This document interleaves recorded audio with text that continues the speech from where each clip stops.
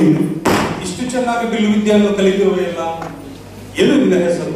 ಯಾವ ನಿನ್ನ ಗುರುಗಳು? ನನ್ನ ಹೆಸರು ಏಕಲವ್ಯ, ನನ್ನ ಗುರುಗಳು ನೀವೇ. ನಾನು ನಿನ್ನ ಗುರು? ಅದು ಹೇಗೆ ಸಾಧ್ಯ? ಈ ದ್ರೋಣಾಚಾರ್ಯರು ಕ್ಷತ್ರಿಯರಾಗಲ್ಲದೆ ಬೇರೆ ಯಾರಿಗೂ ಬಿಲ್ಲು ವಿದ್ಯೆಯನ್ನು ಹೇಳಿಕೊಡುವುದಿಲ್ಲವಲ್ಲ. ನಾನು ನಿನ್ನನ್ನು ನೋಡುತ್ತಿರುವುದು ಕೂಡ ಇದೇ ಮೊದಲು. ಗುರುಗಳೇ, ನೀವು ಮರ್ತಿದ್ದೀರಾ? ನಮ್ಮೊಮ್ಮೆ ನಿಮ್ಮ ಹತ್ರ ಗುರುಭಿಕ್ಷೆ ಕೇಳಲು ಬಂದಿದ್ದೆ, ಅದೆಲ್ಲೂ ಆಗ್ಲಿಲ್ಲ. ಅದಕ್ಕೆ ನಿಮ್ಮ ಮೂರ್ತಿಯನ್ನೇ ಗುರುವನ್ನಾಗಿ ಮಾಡಿ ನಾನೇ ಬಿಲ್ಲು ವಿದ್ಯೆಯನ್ನು ಕಲಿತೆ.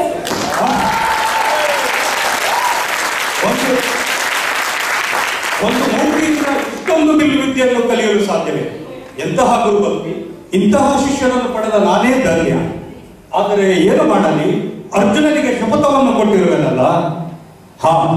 ನೀನು ನನ್ನನ್ನು ಗುರುವೆಂದ ಮೇಲೆ ನೀನು ನನಗೆ ಗುರುದರ್ಶನ ಕೊಡಬೇಕಾದದ್ದು ತಾನೆ?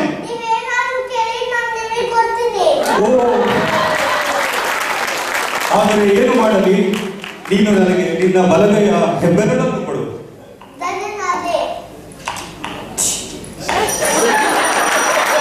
ಇಂತಹ ಗುರುಭಕ್ತಿ, ಇಂತಹ ಶಿಕ್ಷಣವನ್ನು ಪಡೆದ ನಾನೇ ದೇವರ ಚೆನ್ನಾಗಿ